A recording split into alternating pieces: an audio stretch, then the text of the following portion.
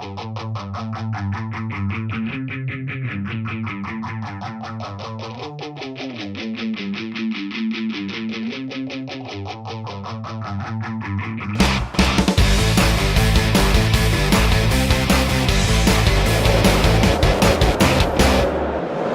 Tokars, bonjour. Bonjour. Je suis heureux de vous retrouver à Bruxelles pour ce congrès des experts comptables consacré à la fiscalité. Alors justement, je vous propose de rêver un peu. Vous venez d'être nommé ministre de l'économie et des finances. Quelle est votre première réforme fiscale? Alors je pense qu'une mesure importante, c'est d'ailleurs plusieurs mesures aujourd'hui qui sont des sujets, je pense, primordiaux, c'est la simplification.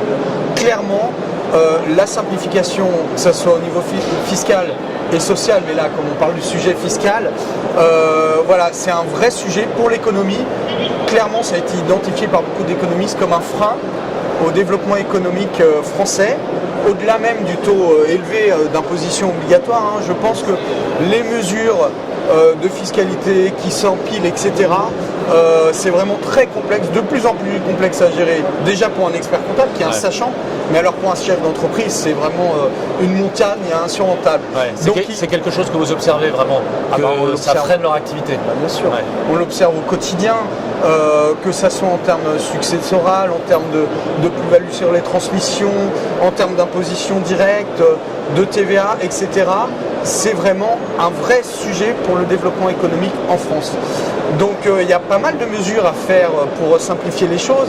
C'est vrai qu'on entend beaucoup nos politiques parler de simplification. Le problème, c'est que sur le terrain, on le voit très bien, il se passe l'inverse. Alors justement, ça m'amène à une question naturelle, c'est ok, on a compris l'enjeu, on a compris la volonté, comment se traduirait votre réforme de façon assez pratique? Alors de façon assez pratique, je pense qu'il y a une première mesure assez simple à mettre en œuvre, c'est la flat tax. La flat tax qui existe dans d'autres pays, c'est-à-dire globalement, on supprime l'ensemble des niches, que ce soit sur l'impôt sur le revenu ou sur l'impôt sur les sociétés, et on baisse les tranches, les taux, donc élargissement de la base, baisse des taux. C'est une mesure de bon sens, parce qu'en fait, du coup, on baisse les taux d'imposition globalement.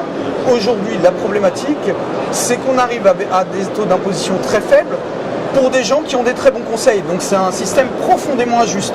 C'est-à-dire qu'il faut mettre en place des usines à gaz pour pouvoir bénéficier de réduction d'impôts. Alors que là, si on supprime toutes ces usines à gaz et qu'on baisse globalement les taux, ça ne coûtera pas plus cher à l'économie française, à l'État. Et au moins, on a une mesure de justice globale, puisque tout le monde est à égalité à ce niveau-là. Alors, on supprime les niches, on baisse les taux, et encore? Alors, après, il y a plein de mesures, on le voit très bien. La TVA, on peut parler de la TVA. C'est pareil, on pourrait faire exactement la même chose. Peut-être taux unique, moyen, qui soit entre les 5,5 et les 20%.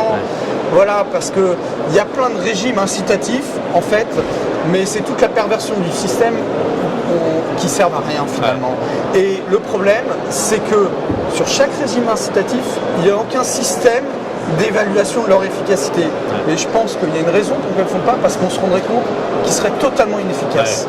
Et donc le mieux, c'est bien sûr un système général pour tous, avec un taux plus faible. Donc élargissement de la base, baisse du taux. Et là, je pense qu'on a un système qui va booster l'économie, qui va rendre les choses plus simples, comme on peut parler aussi en termes de plus-value, de droits de succession, etc. Il y a énormément de choses à faire là, dans ce système. Il y a beaucoup de choses à faire, on en parle beaucoup, on voit qu'on simplifie peu au fil des ans. Alors pourquoi, quelles difficultés vous anticipez? Les difficultés, clairement, on le voit très bien aujourd'hui, on a un souci avec nos hauts fonctionnaires. C'est-à-dire qu'on a des hauts fonctionnaires très bien formés, très intelligents, mais qui sont payés à créer de la norme et de la complexité, parce qu'ils s'alimentent, sinon ils n'ont plus de travail. Donc il y a un vrai travail à faire là-dessus. Voilà. J'en dirai pas plus parce qu'après on risque de devenir politiquement incorrect, mais clairement on le voit très bien quand on va dans les ministères, clairement on a des politiques qui ont une volonté de simplifier, mais derrière on a des hauts fonctionnaires qui font l'inverse, et le politique a besoin du haut fonctionnaire parce que c'est sa garantie technique, et donc il ne peut pas faire sans, et du coup il n'a pas la volonté politique d'aller contre son administration, on va dire. Donc son cabinet, il faut peut-être agir là-dessus. Julien Tokars, merci beaucoup pour vos propositions. Merci.